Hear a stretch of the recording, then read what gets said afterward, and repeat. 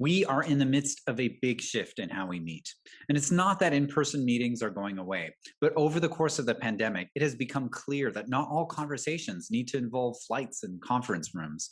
And in the mediation space, the shift that we're seeing is towards a hybrid model of mediation with a mix of online and in person conversations. And we've started to get a peek at what are some of the possible advantages of that. We've seen the ability to accelerate or to get conversations started earlier, to have more frequent touch points, and to include people in these processes that might not otherwise get the chance to participate. And so going forward, successful mediation experiences are going to be a mix of both in person and digital mediation. I'm Cal Joff and I design digital meetings. And today we're going to talk about some key principles that you can take into the design of your digital mediation process. What's challenging about digital process design and mediation is that there's often no direct translation. Many of the difficulties in digital meetings and negotiations come when people try to translate their in person mediation process straight into the digital space. And when we do that, all of the challenges of in person meetings get amplified in the digital space. Meetings that feel like they go on forever, lacks timekeeping, and people taking the floor without even being called. And that means an experience that can feel both chaotic and disengaging. The good news is that it doesn't have to be that way. Well designed digital meetings and negotiations can be just as effective as face to face meetings. But to do that, we're going to need digital process design, a set of approaches and practices for designing meetings and negotiations specifically for the digital space. And in this video, we're going to dive into 5 principles for digital process design that can help you craft effective and engaging digital meetings and negotiation experiences. The key to realizing this potential is to shift from thinking about digital as being second class to in person to designing meetings and negotiations that take advantage of the strengths of digital. Just as there are some things that work better in person, there are some things that are going to be easier to do or better to do in a digital venue. So, what's different about digital processes? There are a ton of differences, but I'd like to share 4 that I see as particularly significant. And the first is inclusivity. There is a lot to be said here. You can run dialogues that include people with a broader geographic spread. You can run sessions with larger groups while still ensuring a level of intimacy of the conversations by using breakout groups. You can include people that might not have otherwise had access to the meeting, that might not have access to transport, and who might have responsibilities at home or who might find it challenging to attend an in person meeting. And that includes people who have limited access to the internet or mobile devices. There are ways to include them too. The second is a slower cadence of work. Now, you might ask, why would we want to work more slowly? With in person meetings, we fly people in, we have 3 or 5 days to cover as much as possible, and then everyone flies out. But some conversations and some decisions cannot be addressed through that kind of process. People need to consult their stakeholders. They need more time to think about something. And in digital processes, what we do is we run shorter meetings, but we spread them over weeks or months. And what that means is that people have more time to think over things, to make sure that the right points of view are represented. And ultimately, we can arrive at decisions with stronger buy in and traction. In most cases, it's not going to be one or the other. Digital is a way to engage people before an in person meeting and advance a process in between those meetings. The third is more structured conversations. By their nature, digital conversations require a lot more order. And as a moderator, you have the ability to impose a great deal more order in your meeting. You can choose who speaks and when by controlling, for example, who can unmute themselves. You can put guiding questions or frameworks for the conversation front and center on the screen to guide those conversations. You can move people in and out of breakout rooms without spending 20 minutes ringing a bell in the hallway, hoping that they're going to come back. Online, you have the ability to focus and manage a conversation in ways that would be much harder to do offline. Fourth is you can tweak your mediation strategy more easily in real time. As you know, mediation is a very organic process, and there are times when you have to make decisions on the spot. But when you're in a room surrounded by participants, coordinating with your team often requires calling for a break so that you can regroup.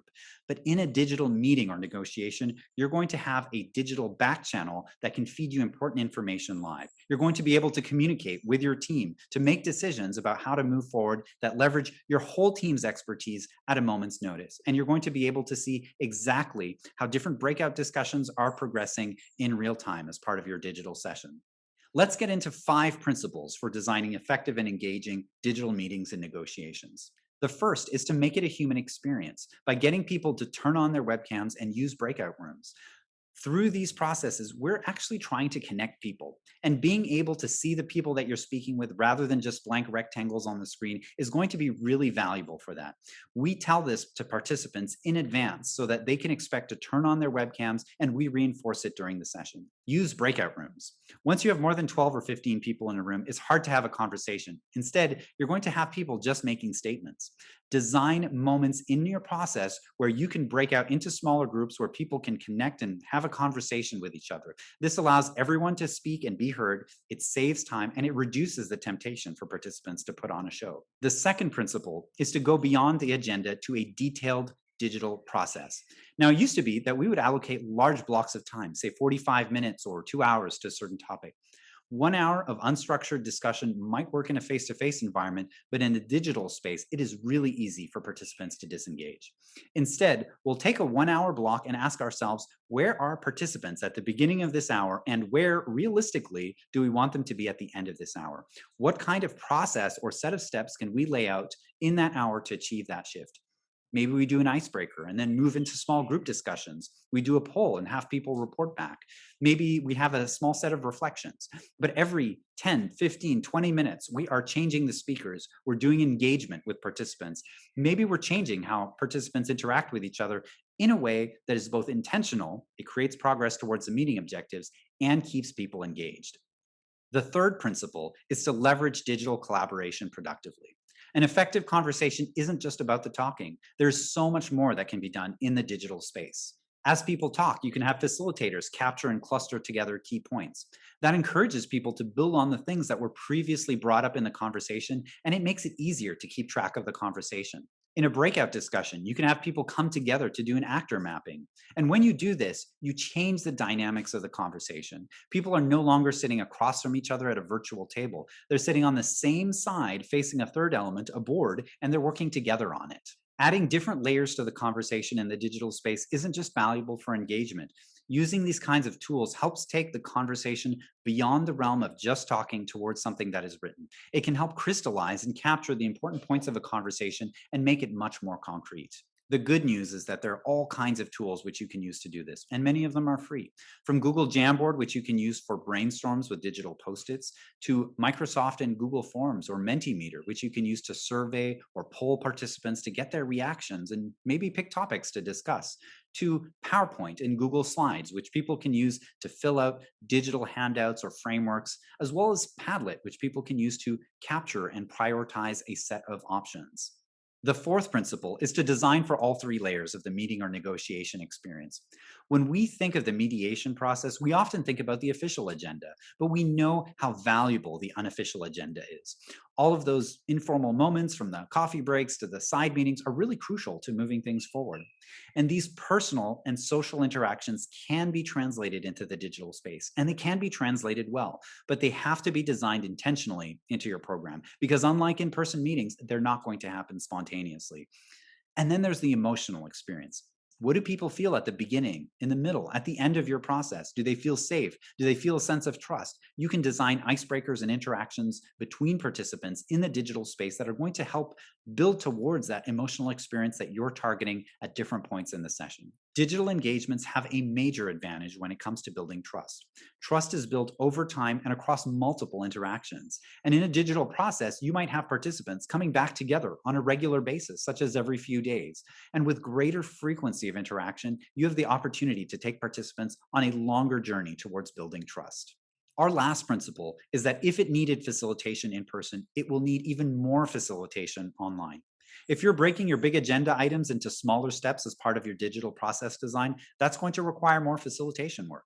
If you have breakout rooms, you may need facilitators for each of those breakout rooms. In addition to the mediator, you're going to have digital facilitators who are ensuring the design and implementation of a safe and effective, as well as well-organized digital session.